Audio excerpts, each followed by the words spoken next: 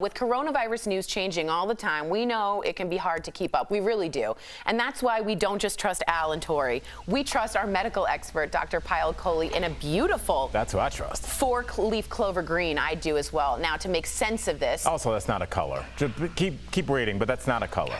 I know. I knew it. I knew it as I said it. Okay. I apologize. Doc, I need you to weigh in on this one. It's going to be called herd immunity, and it's H-E-R-D. And I want to get your take. Since the pandemic hit, I'm trying to get the prompter to roll real quick. Scientists have been trying to figure out how many people in a community must be immune to the virus before it fades out. This is the idea of herd immunity. It's a little hard to explain, so can you explain it easily for us?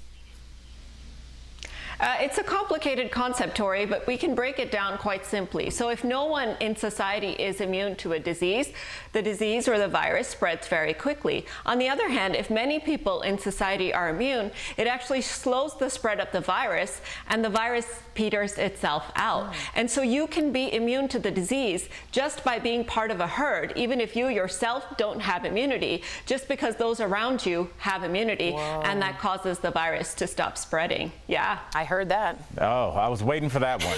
But I'm sure you looked at this story at 7 o'clock this morning like, wait till she hears my herd punch. Shut up, Val. All right, so Doc, I have to ask you this, and we've actually gotten this question a million times, so let's get this out there. How would the U.S. achieve herd immunity, and is it possible?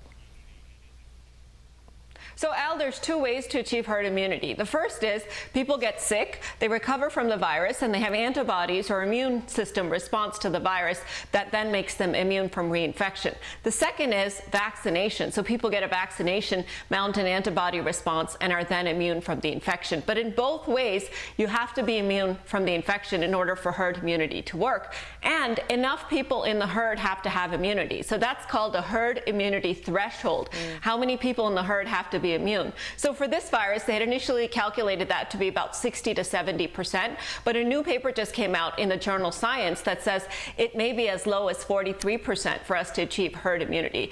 But that's still a lot, so keep in mind that means 43% of the population has to have immunity. Interesting. All right, well, Sweden, I believe this is right. Sweden tried this. It didn't go perfectly, am I right? Is this a strategy you think works to contain the virus?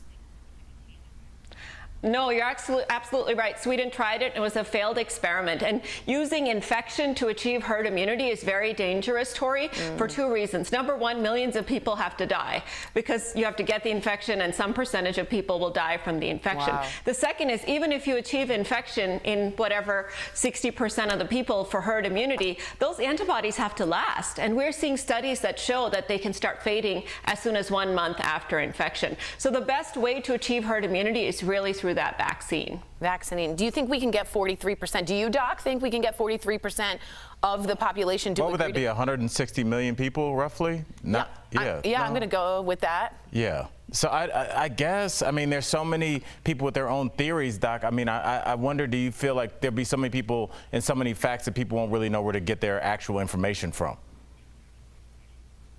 We really have to get that, you guys, because otherwise the vaccine won't even work, because that's how vaccines work, is by achieving herd immunity. So we have to get the word out that that vaccine has to be used in a widespread fashion. Wow. Thank you again. Wonderful, wonderful information on herd immunity. Terrible, terrible pun. You'll be back tomorrow. If you have a question about coronavirus you want answered by the doc, write us on social media or email info@dailyblastlive.com.